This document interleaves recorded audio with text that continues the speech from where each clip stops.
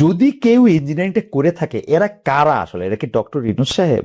এরা কি ভিতরে থাকা আপনাদের লোক, বিএনপির লোক, সেনাবাহিনী? তারা কারা আসলে?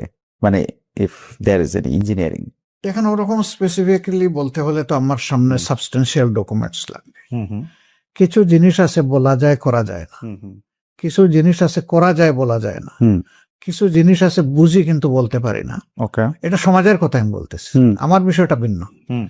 তো এই বিষয়টা পরিষ্কার হতে আস্তে আস্তে তো শুরু হয়ে গেছে না? এই দুইটা রিপোর্টকেই যদি আপনি সামনে রাখেন, সেখানে আপনি কিছু আলামত পেয়ে যাবেন। এবং আমার ধারণা যে কিছুই গোপন থাকবে না। দেখেন, এই 2008 সালে যে ইঞ্জিনিয়ারিং হলো, সেই ইঞ্জিনিয়ারিং এর পরে এরশাদ সাহেব হাটে হাড়ি ভেঙে দিলেন একবার সংসদের ভিতরে। উনি বললেন যে মাননীয় সংসদ সদস্যবৃন্দ, ভুলে যাবেন না আমরা কিভাবে এই সংসদে এসেছি, কার হাত ধরে এসেছি, সবকিছু জনগণের ভোট নয়, এটা উনি বলে দিলেন একদম খোলামেলা। উনি মাঝে মাঝে এগুলা বলে দিতেন। একসময় বলছিলেন যে এখন আমরা এমন এক জনপদে বসবাস করছি, পরে থাকলে খুন আর বাইরে গেলে গুম। এই শব্দটা কিন্তু উনি বলেছিলেন।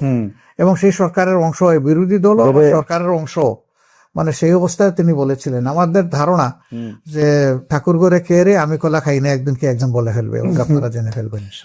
কখনো যেন এই জাতীয় শক্তি মেইন স্ট্রিম না হতে পারে, আমরা সেই কাজটা করতে পেরেছি, তাদেরকে আমরা মেইন স্ট্রিম হতে দেই নাই।